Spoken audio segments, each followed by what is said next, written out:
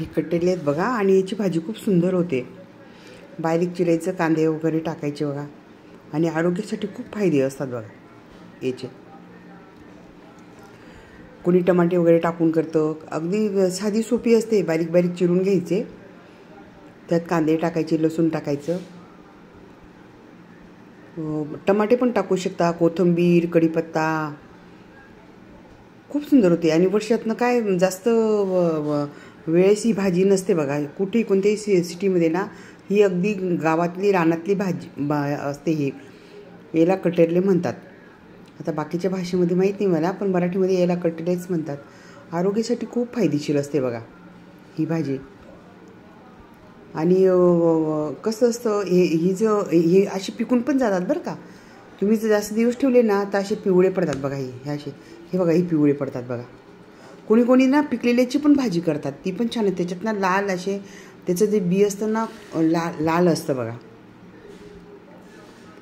बारीक चिरून घ्यायचं एकदम छान. तुम्हाला हे बघा असं असतं बघा. आता हिला जर आपण जास्त वेळ ठेवलं, 2-3 दिवस ठेवलं या कटलेला, तर याचे बी अशी लाल पडते बघा, एकदम लाल. ते पण आरोग्यासाठी खूप छान असतं. व आमच्या गावाकडे काय करतात, असे बियांची पण भाजी करतात. नुसतं बिया, त्याच्यात जिरे, राई, हिंग सगळं टाकायचं तेलामध्ये, फोडणी द्यायची छान. कांदे टाकतात, लसूण, कढीपत्ता, कोथिंबीर आणि अगदी फ्राय करायचं तेलामध्ये. तुम्हाला मी असं दाखवलं आता हे की भाजी कशी करायची म्हणून. अगदी सोपी पद्धत असते बघा हिची सुद्धा.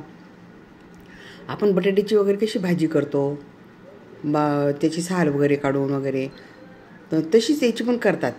आता कोणी कोणी आतलं बियाचं करायचं असलं ना तर कांदे, टमाटे वगैरे टाकून, पुन्हा तेल टाकून तेलाची म्हणजे फोडणी द्यायची आधी, त्याच्यात हिंग वगैरे टाकून अशी भाजी करायची. खूप छान लागते बघा. याची नुसती बियांची म्हणते आम्ही.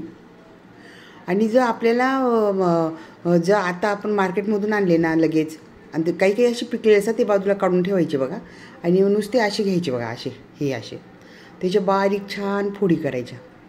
बारीक फोडी करून झाले का नंतर मग ते कांदे चिरायचे, तेल वगैरे टाकायचं आणि कोथिंबीर वगैरे सगळं टाकून अगदी, आणि नंतर हे फ्राय करायचं सगळं. नंतर मग हिची बारीक चिरून हे फोडणीला देऊन टाकायचं अगदी असं बारीक बारीक फोडी करून.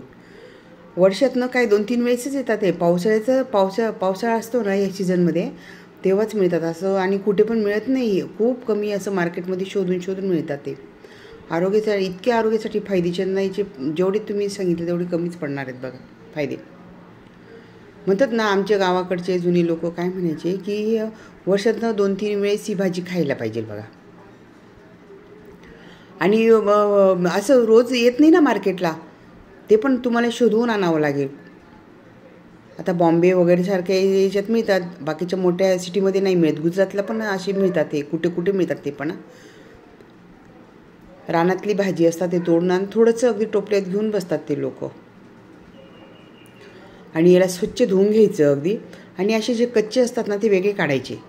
आणि मग असे पिवळे असले ना, हे बघा पिवळे, ते याला जसं पिकू द्यायचं एकदम छान.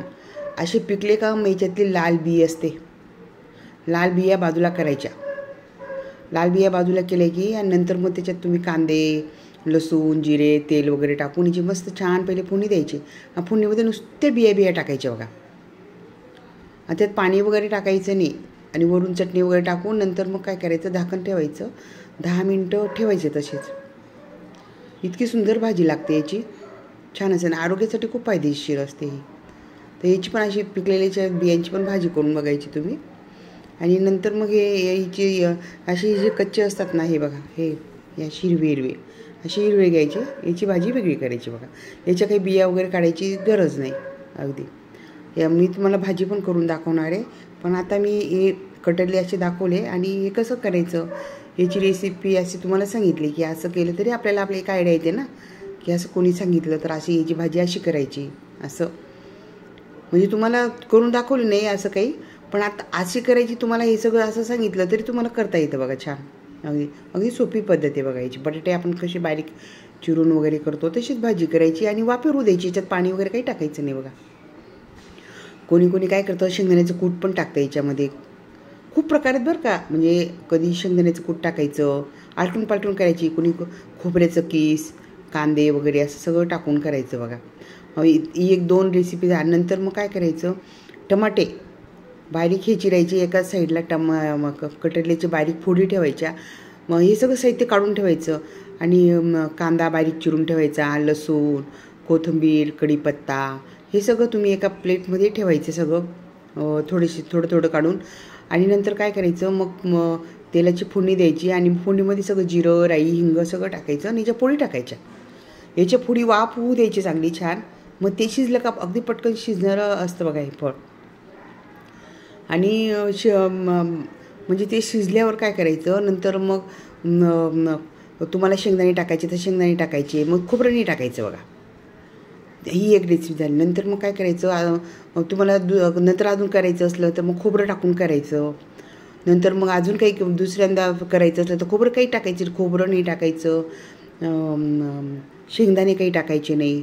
मग नुसतं टमाटे वगैरे टाकून लाल चटणी टाकून ती करायची. मग आता समजा तुम्हाला लाल चटणी पण नको तर मग हिरव्या मिरच्या टाकून करायचं बघा, एकदम छान. पण हे सगळं असं काढून घ्यायचं बरं का, याच्यात काही अडकलेलं असतं बघा. हे आता हे चांगलं धुवून स्वच्छ करून असे ठेवायचे बघा. हे बघा हे अशी एक एक काढून याच्यातली सगळी घाण वगैरे काढून घ्यायची. आजूबाजूला जी लागली असेल ते करायचं बघा प्रत्येक वेळेस अगदी. आणि मग कोणी कोणी काय करतं, लांब लांब फोडी करतात, तळून पण टाकतात. आपण जसं कारले वगैरे तळले तर एकदम बारीक फोडी करायच्या, तळून टाकायचं, ते बाजूला ठेवायचं आणि वरून मग लाल चटणी टाकायची, थोडं मीठ वगैरे टाकायचं, बस झालं. ते पण खूप छान लागते बघा पोळीबरोबर, भाताबरोबर. ते असं करायचं.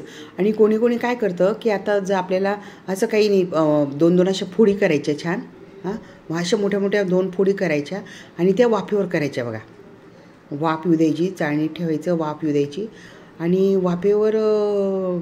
वाफेवर झाले की ते बाजूला करून ठेवायचं. नंतर मग तुम्ही सगळं साहित्य मसाला वगैरे सगळं घ्यायचं, थोडं तेल वगैरे टाकायचं आणि थोडं खोबऱ्याचं कूट टाकायचं आणि ते मस्त असं पाणी न टाकता नुसतं फ्राय करायचं बघा.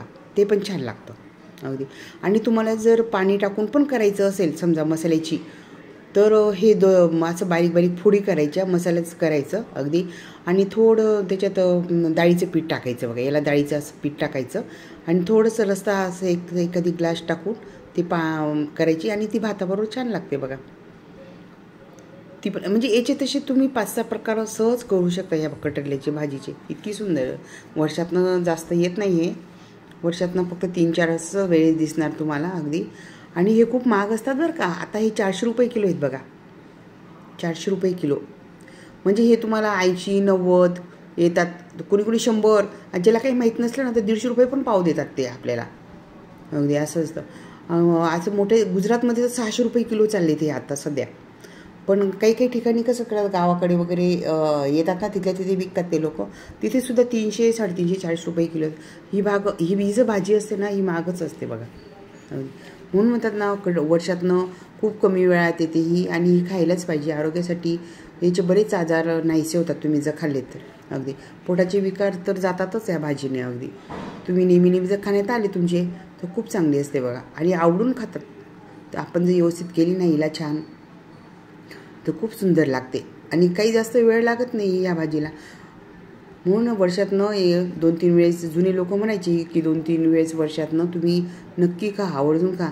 जसं कारले वगैरे कसे 12 महिने मिळतात आणि ही कडू वगैरे लागत नाही बरं का, अशी खूप छान चवीला लागते भाजी. मग त्याच्यामुळे तुम्ही नक्की करून बघा, शेअर करा. थँक्यू.